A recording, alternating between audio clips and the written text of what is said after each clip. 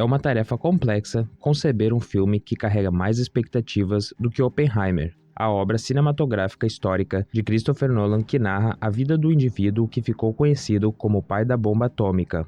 Bem, esse é um título que parece digno de um líder formidável, caso tenha encontrado um similar em algum outro filme. Durante esse período de lançamentos cinematográficos de verão, quando o termo flopbuster foi oficialmente criado e o pior da humanidade foi miraculosamente comprimido em uma forma de filme, podemos afirmar com justiça que muitos de nós ansiavam por um cinema de qualidade. Contudo, vislumbrávamos um farol de esperança a brilhar no horizonte, uma oportunidade para produções mais astutas, que demandassem paciência e desafiassem intelectualmente ressurgirem para um público em geral. Um espaço para Christopher Nolan recuperar sua reputação como um cineasta de alta qualidade após o tumulto decepcionante de Tenet. Mas será que Oppenheimer efetivamente concretiza essas promessas? Ele corresponde à antecipação e presta a devida homenagem a uma das figuras mais intricadas, controversas e mal compreendidas da história americana? Bem, em partes. Oppenheimer talvez seja o mais Christopher Nolan dentre todos os filmes de Christopher Nolan, destacando suas características mais notáveis como realizador. Uma trama complexa, minuciosa e multifacetada, desvelada de forma não cronológica,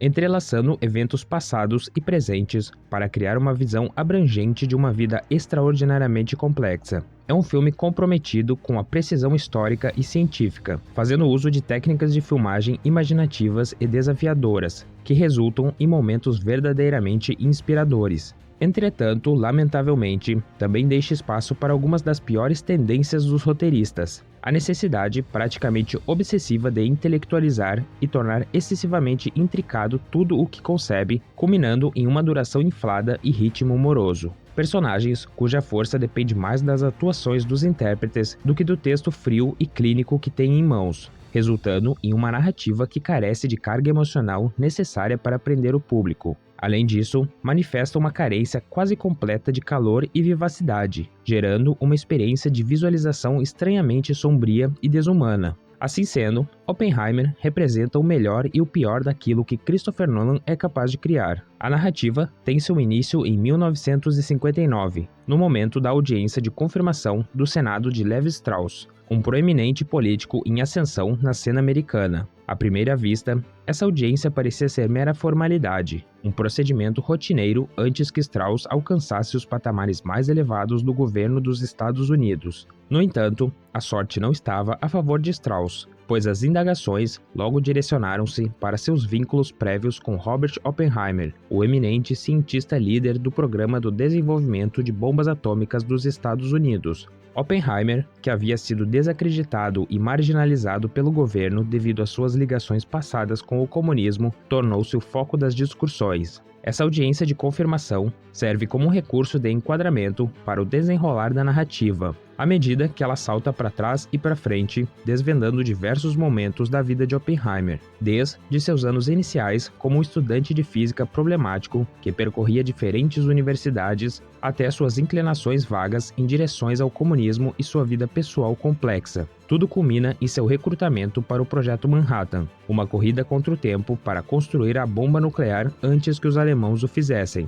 A trajetória culmina na explosão bem-sucedida da bomba Trinity e nos devastadores lançamentos das bombas atômicas no Japão. Sem dúvida, essa é a parte mais impressionante do filme. É uma sequência de intensa tensão, apresentando um ritmo habilmente mantido, escrita brilhante e impulsionada por atuações convincentes de todo o elenco principal. A própria detonação da bomba Trinity é capturada em cenas terrivelmente belas e magistralmente filmadas, sendo uma das sequências mais impressionantes que já testemunhei no cinema. Além disso, a reação de Oppenheimer ao ver o uso de sua criação em um contexto que resulta na morte de inocentes é retratada com uma intensidade angustiante. Na verdade, o filme poderia ter efetivamente se encerrado nesse ponto, e eu, sem dúvida, teria saído do cinema extremamente satisfeito. No entanto, Christopher Nolan optou por seguir por outro caminho, introduzindo um acréscimo de 1 hora na narrativa, que abrange a subsequente queda da graça de Oppenheimer. Essa sessão foca predominantemente em interrogatórios maçantes e repetitivos, audiências empoeiradas no Senado, ressentimentos pessoais e traições, fazendo referências repetitivas a eventos progressos.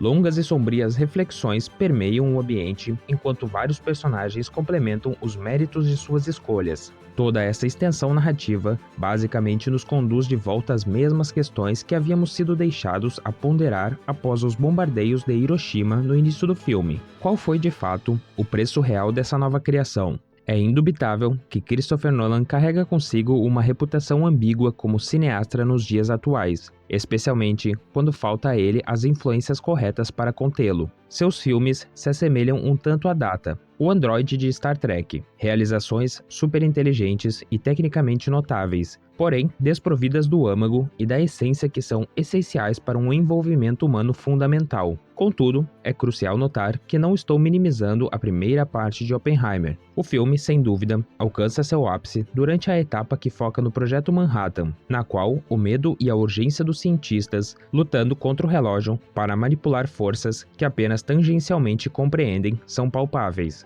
No entanto, o dilema está em que essa fase ocupa apenas cerca de um terço do total do tempo de exibição. O restante é dedicado a tudo o que ocorreu antes e depois, com a maioria disso sendo contada fora de ordem cronológica, evidentemente devido à influência de Christopher Nolan em imprimi-la dessa maneira. O desafio reside no equilíbrio entre uma narrativa complexa que abrange várias décadas e um elenco extenso de personagens, e isso já é um feito notável, mesmo quando mantido em ordem cronológica.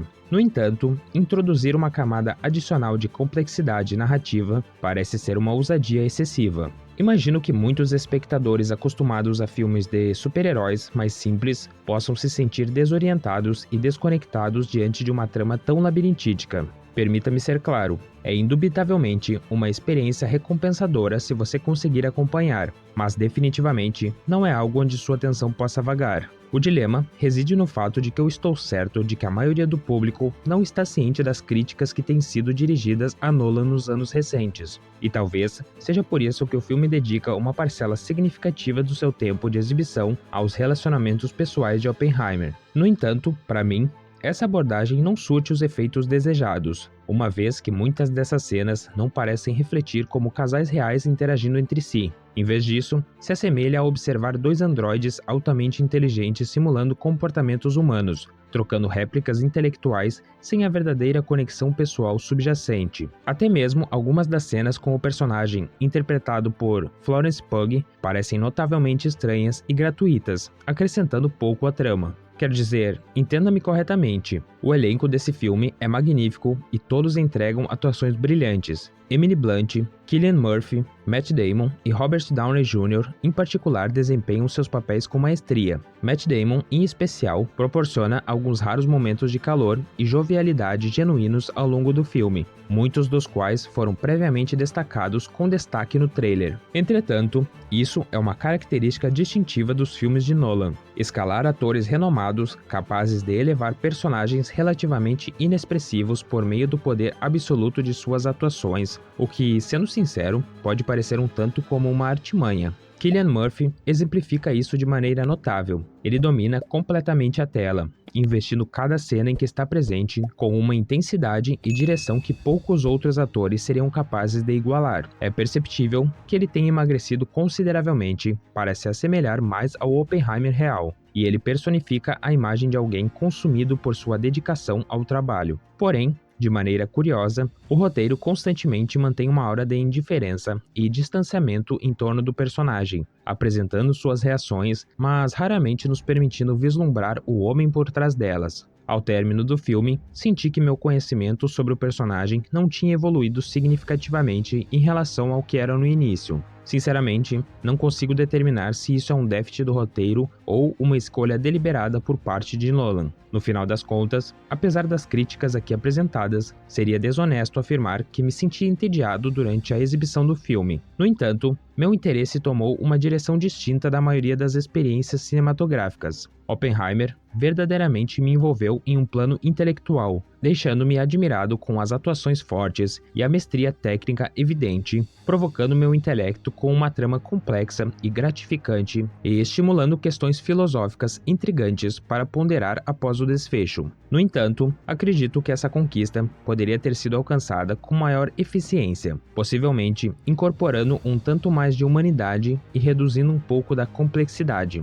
Talvez a abordagem teria sido mais eficaz se estivesse mais concentrada em eventos e indivíduos cruciais, em vez de tentar condensar uma vida tão vasta e intricada em um único filme. Ainda assim, é notável que o filme esteja alcançando sucesso nas bilheterias, impedindo que alguns jornalistas inoportunos façam piadas inadequadas sobre o evento histórico ligado a Oppenheimer. Enfim, encerro por aqui minhas considerações por hoje. Por favor, desculpe-me, vou me retirar agora.